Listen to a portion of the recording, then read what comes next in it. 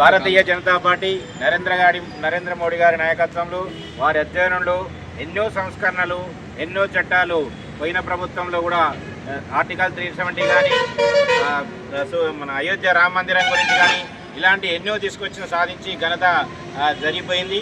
అలాగనే ఈరోజు దేశంలో ఇది అసాధ్యం కానన్నది వక్ఫ్ బోర్డు సుసాధ్యం చేసిన ఘనత మన నరేంద్ర మోడీ గారికే చెల్లింది.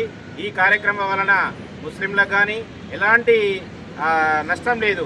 ఒకసారి వాళ్ళని చూసుకుంటే వాళ్ళు చదువుకుంటే ఈ కళ్ళు లేని కబోదులు ఈ కాంగ్రెస్ ప్రభుత్వము ఈ వక్ఫ్ బోర్డు వల్ల వాళ్ళ ఓట్ల కోసము దేశంలో ఉన్న ఒక 10% ఓట్ల కోసము వాళ్ళు రాజకీయం చేస్తున్నారు. కానీ ఈరోజు ముస్లింలలో కూడా వాళ్ళలో ఉన్న మహిళలను గుర్తించి వాళ్ళకు కూడా ప్రాధాన్యం ఇవ్వాలని ఈ లా మైనార్టీలు ఈ ముస్లిం వక్ఫ్ బోర్డులో కూడా వాళ్ళకు కూడా ప్రాధాన్యత ఇచ్చారు. దీని వలన ప్రతి ఒక్కరికి మేలే జరుగుతుంది కానీ నష్టం లేదు.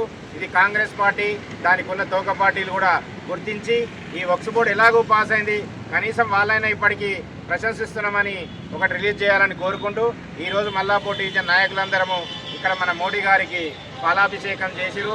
ఇక ముందు కూడా ఇలాంటి ఎన్నో సంస్కరణలు చేసి దేశాన్ని సుస్థిరంగా ఇంకా ముందుకు పోవాలని కోరుకుంటూ వారికి ఈ సందర్భంగా డివిజన్ తరఫున ధన్యవాదాలు తెలుపుతున్నాము. Thank you. భారత్ మాతా కీ జై. భారత్ మాతా కీ జై.